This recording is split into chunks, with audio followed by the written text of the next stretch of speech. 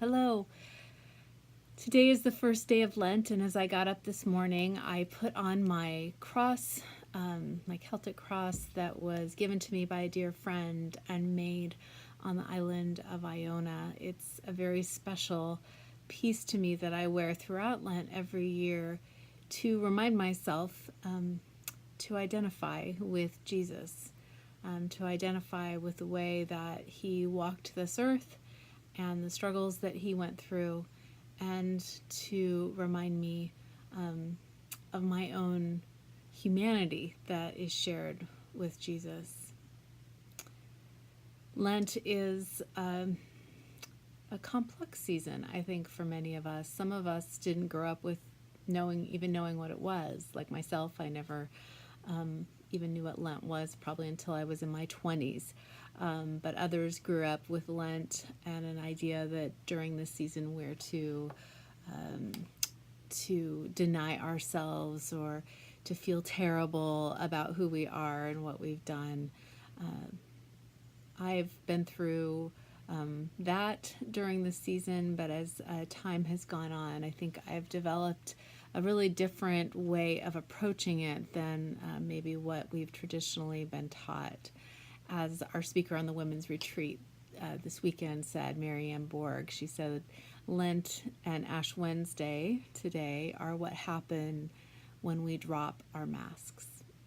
When we drop the masks that we put on to pretend that we're less than or more than human.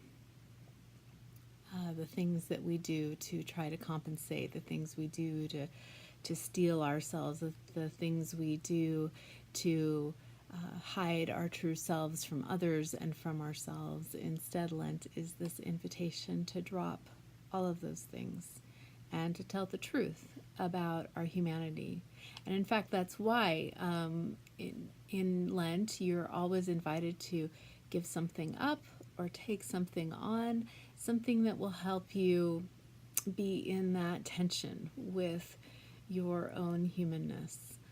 For me this year, and I'm going to tell all of you because then I'll be accountable, I've decided to make a commitment to getting up an hour earlier than usual and spending that time in silence.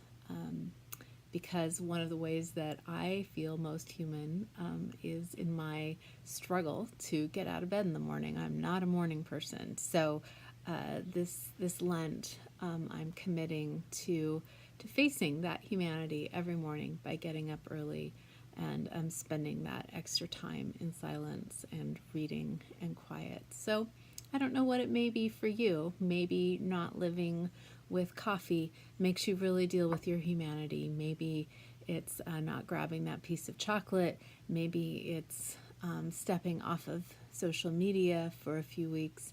Whatever that is, I invite you to consider what is that practice that for you this season will connect you to your deepest humanity. And I believe that in that space is actually where we also connect with the divinity that God gives us as well, the ways that we are hidden with Christ in God, as Paul said, and that union of our souls with God. I invite you this Sunday to join us for the first Sunday of Lent as we celebrate with the Stillman College Choir coming to sing for us and with us. The adult ed group at 9:15 will be hearing from John Templeton about the history of civil rights in the Bay Area, and then later we'll have the Stillman College Choir with us at 10:45 in worship, and then a concert at 3 o'clock. Consider inviting your friends. Consider making a donation to this amazing school, to these students who are often first-generation college students in one of the most struggling regions of our country. So I hope that I'll see you there as we enter into this season together.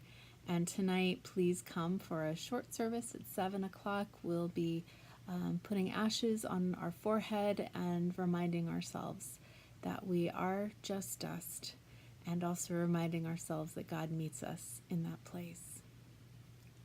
Have a wonderful Lent, And I'm so grateful to be on this journey with you. Thank you.